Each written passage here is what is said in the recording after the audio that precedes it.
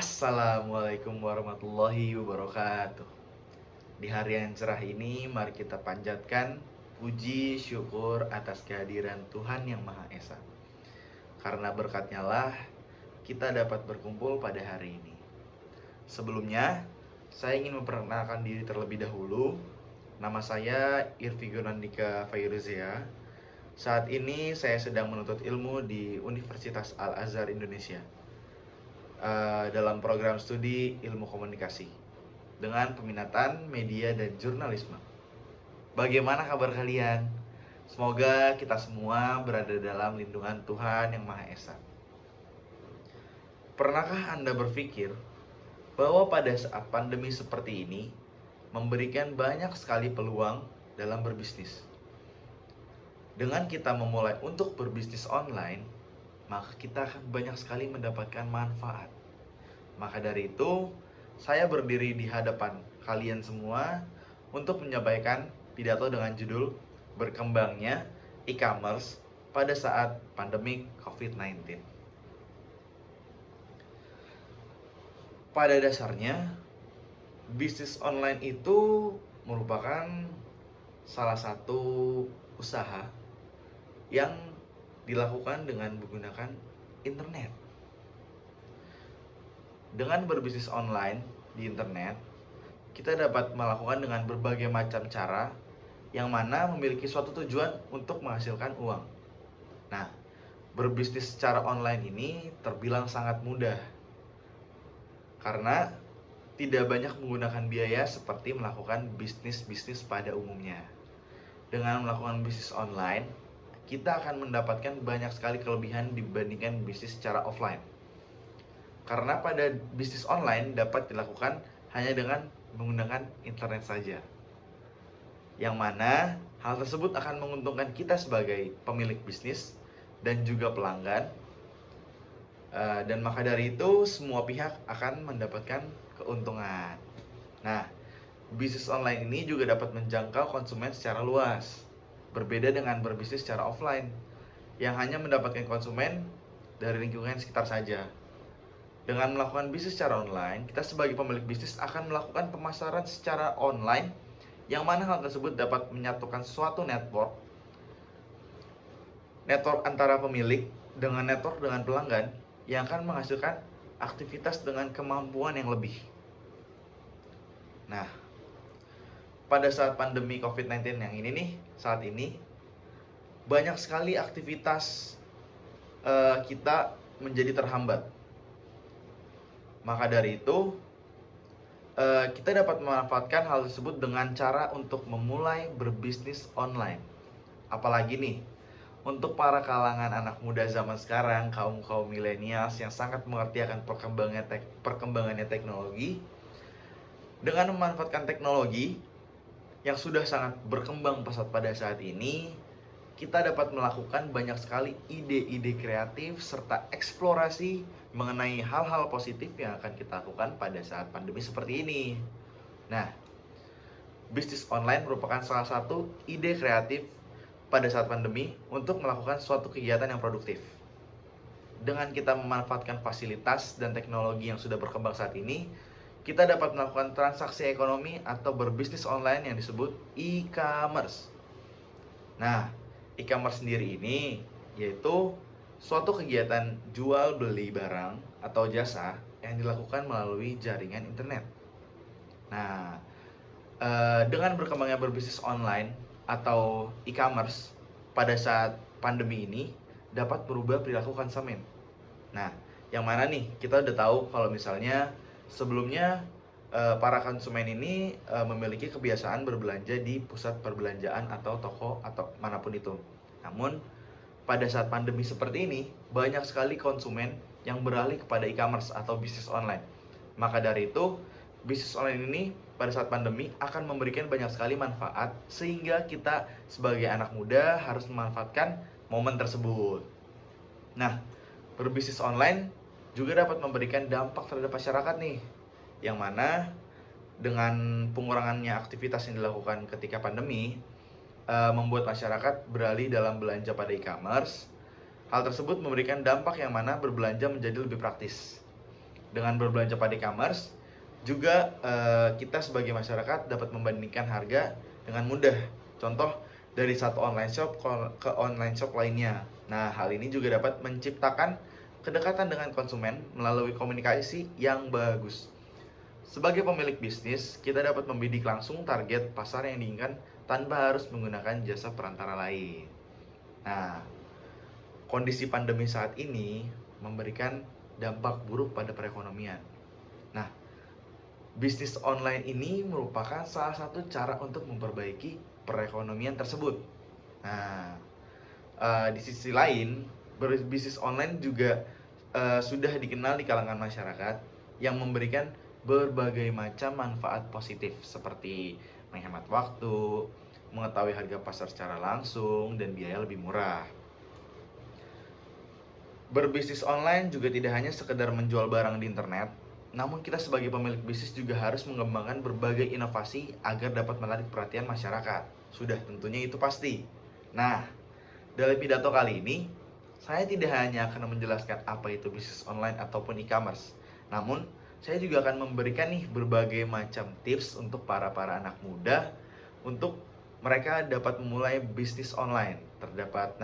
Terdapat berbagai macam cara untuk melakukan inovasi dalam berbisnis online.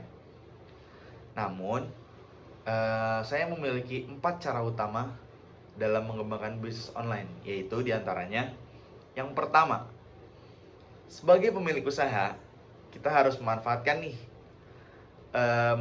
desain digital. Nah, desain digital ini digunakan untuk menciptakan produk dan jasa.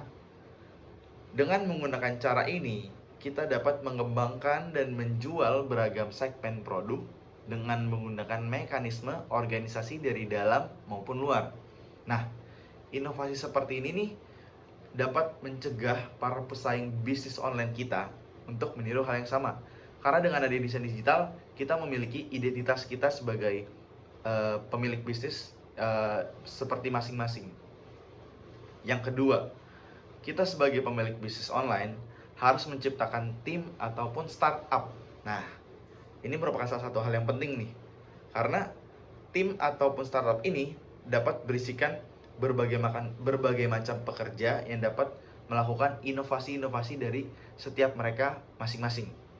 Yang mana dari mereka ini masing-masing pasti memiliki keahlian khusus dalam berbisnis online dan juga memiliki inovasi-inovasi yang berbeda, sehingga dengan adanya tim ini akan membantu membangun saluran konsep tradisional dengan ide yang ringan dan lebih maju dalam model, konsep, dan juga metode yang digunakan. Yang ketiga nih, sebagai pemilik bisnis kita harus memiliki pengalaman konsumen berbasis data. Sebagai pemilik bisnis sudah seharusnya kita memanfaatkan jejak data yang mana hal tersebut dapat diperoleh dari perilaku konsumen saat ini. Setiap interaksi yang terjadi dapat berpotensi untuk menyediakan informasi bagi perusahaan dalam menciptakan pengalaman konsumen secara personal.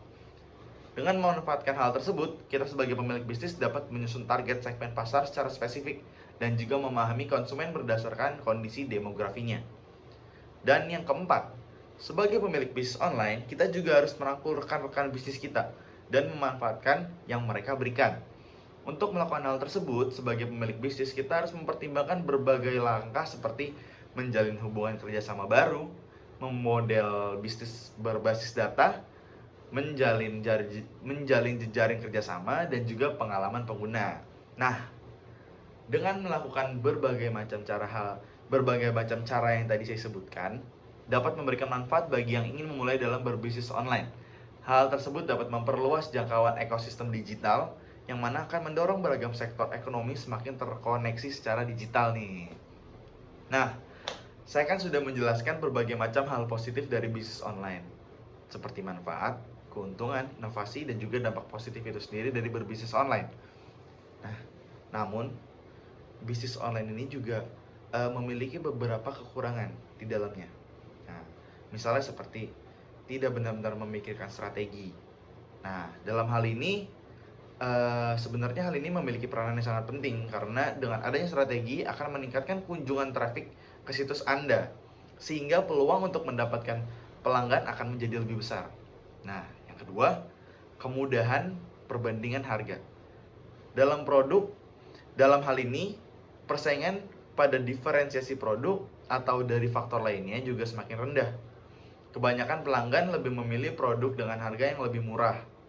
Dengan begitu, kemungkinan Anda akan mendapat konsumen akan menjadi lebih rendah pula. Nah, yang ketiga, masalah keamanan dan keandalan. Dalam hal ini, bisnis online sendiri memiliki suatu resiko kecurangan atau penipuan. Nah, ini sering banget nih kita temukan dalam berbisnis online. Jadi lebih banyak pada masalah keamanan ini kurang lebih itu pada kecurangan kartu kredit yang dapat disalahgunakan oleh pihak lain. Nah, ini menjadi salah satu ancaman juga dan kekurangan dari bisnis online.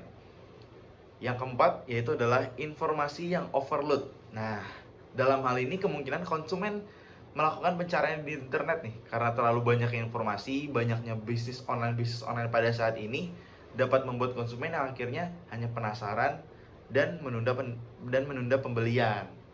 Dan yang terakhir nih, yang kelima, ongkos kirim. Ini yang paling penting nih kawan-kawan.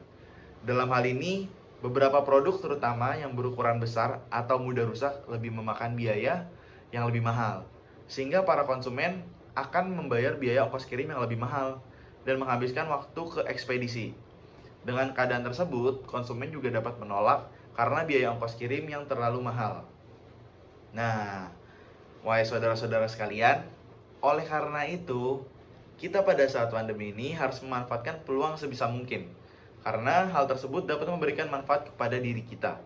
Sebagai anak muda, kita harus melatih kreativitas diri kita agar kita dapat mengeluarkan ide-ide, konsep dasar yang ada di diri kita. Dengan memanfaatkan hal tersebut akan mengembangkan diri kita menjadi lebih baik lagi ke depannya. Salah satu caranya mengembangkan potensi diri yaitu dengan memulai berbisnis online.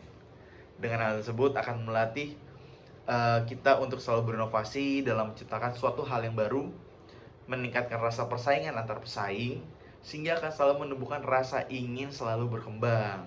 Nah, jadi itulah yang dapat saya sampaikan pada pidato kali ini. Semua yang saya sampaikan di atas bertujuan untuk berbagi sedikit ilmu dan pengalaman kepada para saudara-saudari, dan juga semoga apa yang saya sampaikan pada saat ini dapat bermanfaat bagi kita semua. Semoga kita bisa terus melanjutkan tali silaturahmi setelah ini.